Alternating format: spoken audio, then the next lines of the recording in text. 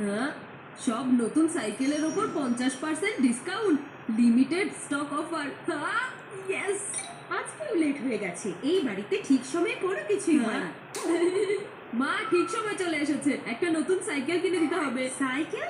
আরে না না, সাইকেল অনেক দামি জিনিস, আরো কিছুদিন অপেক্ষা করো। আরে দামি নয়, অনেক সস্তা। অনেকদিন পর সাইকেলের ওপর ডিসকাউন্ট দিয়েছে মা, দেখো।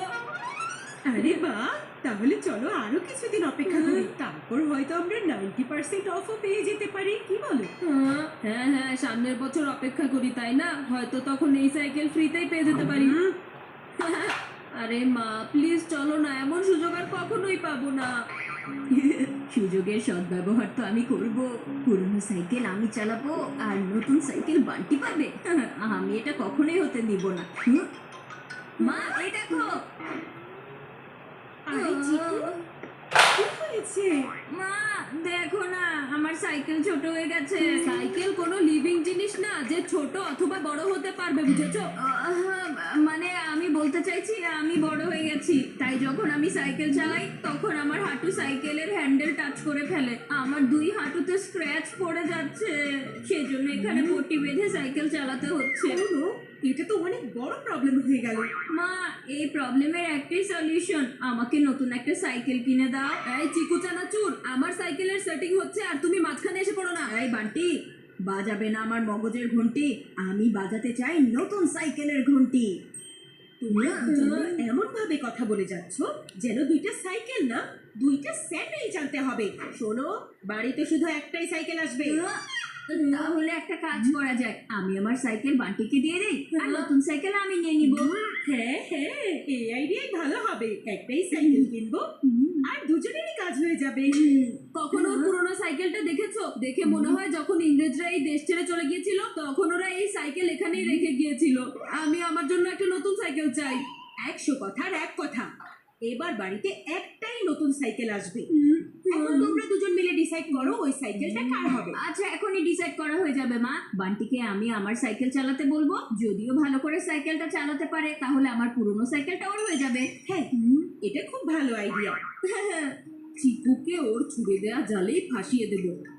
হ্যাঁ, এখন দেখবে আমি সাইকেল এত বাজেভাবে চালাবো, এত বাজেভাবে চালাবো, তখন সাইকেল নিজেই বলে উঠবে আমি তোমার জন্য ফিট নই বান্টি। আর তখন চিকুকে ওর পুরোনো সাইকেল নিজের কাছেই রাখতে হবে। ওকে, আমি রেডি আছি।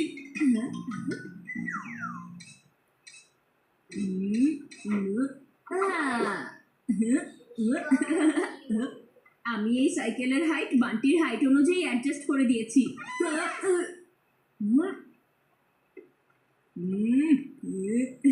আমার সাইকেল তোমার কাছে আসার জন্য অস্থির হয়ে আছে, দেখে নিও এটা একদম মাখনের মতো স্মুথ লাগবে।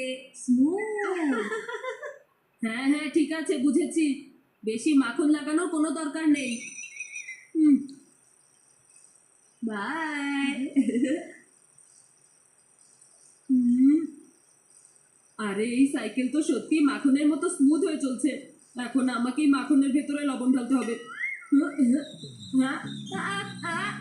আরে আরে আরে আরে, আমি তো চালাতে পারছি না। এই সাইকেলটা কোন দিক থেকে কোন দিকে চলে যাচ্ছে, আমি তো সাইকেল সামলাতে পারছি না। মাটি, একটু সাবধানে। যা যা আমি ভেবেছিলাম সেটাই হচ্ছে, ওর ড্রামাবাজি শুরু হয়ে গেছে। কিন্তু বান্টির কাছে সবসময় সব সমস্যার সমাধান থাকে না, মাঝে মাঝে একটু জোর খাটাতে হয়।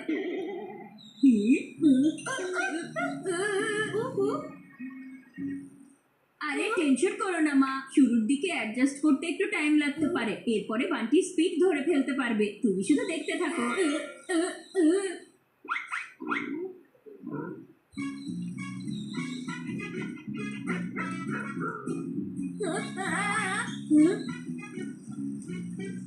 আরে এই স্পেশাল গেস্ট আমার পেছনে পড়ে আছে কেন? সাইকেলের স্পিড বাড়ালেই ভালো হবে। বান্টি!